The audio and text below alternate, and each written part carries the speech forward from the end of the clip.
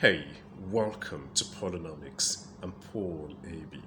This recording is dedicated to showing in concrete terms the relationship between economic growth and production, as well as the reward or dividend of growth as an economic phenomenon. It's a most important part in the series, reading from The Competitive Africa, drawn from chapter 4 of the book entitled Growth in Africa, What Growth? Inspired by a statement credited to Tony Blair sometime in 2011, I went about writing this particular chapter with great excitement, and I poured everything within me to it. Africa is the success story of the 21st century. That was Blair's statement, made at a time the Arab Spring was toppling dictatorial regimes and liberal democracies both in North Africa and the Middle East, and it got me asking, from where is Africa's growth sourced? It may not be difficult to show the relationship growth has with production in this way. Growth is the outcome of production, and the reward for growth ultimately is increased living standards.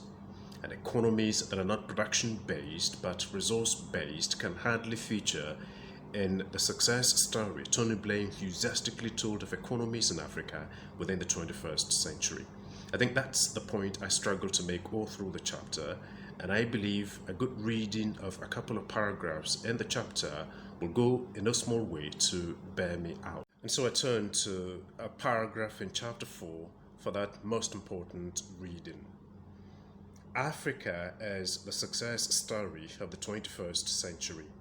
This is what former British Prime Minister Tony Blair said at a time the Arab world was toppling dictatorial regimes by the use of people's power.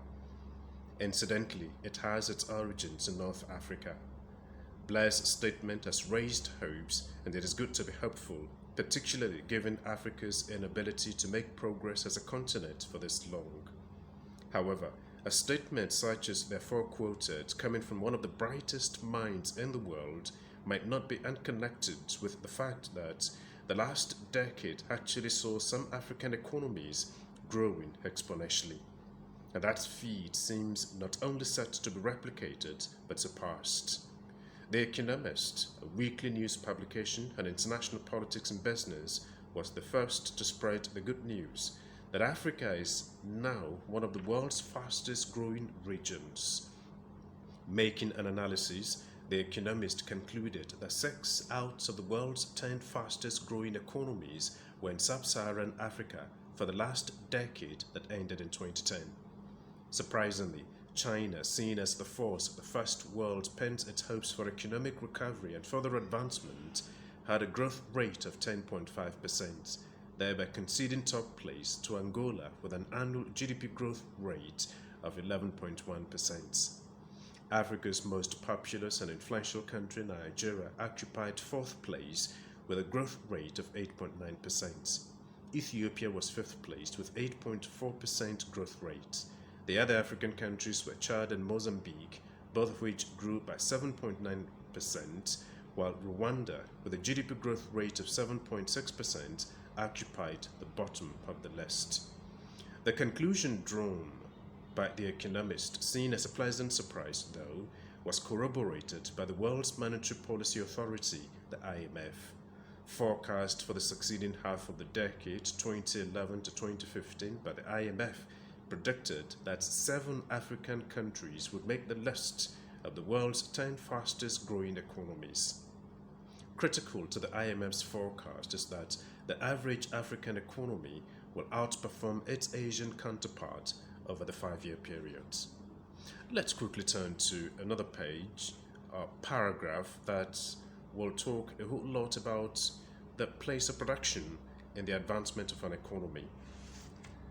Yep. Production is the bedrock of growth. In an ideal economy, economic growth, rise in GDP, results from the productivity of the labor force. Put another way, economic growth is driven by the people. They are the basic ingredients for growth. This informs the pride of place human capital development occupies in the scheme of things in advanced economies. Therefore, growth which is brought about not by the productivity of the people, and certainly not by production, is an abnormal growth, and can in no way advance the well-being of the people. Yet another paragraph. Given that growth and its rewards pass through the market mechanism, the dividend of growth, an appreciable improvement in living standards, does not reach those who do not participate in the production process that ushers in the growth. Succinctly put, wealth is a function of production, such that those who do not take part in its production lose out in its distribution. Following this logic makes the outstanding growth rates of the 6 African economies earlier mentioned questionable. Basic truths about growth will not support Africa's growth rhetoric. Some of these truths are as follows. Production is growth, but sale of raw materials is not. GDP is not a true measure of growth, rather how the GDP is realized is, and creation of competitive assets is a better measurement of growth than ownership of natural resources. I think this can go in no small way to bear me out, as I did promise that it would earlier on. And so, thank you.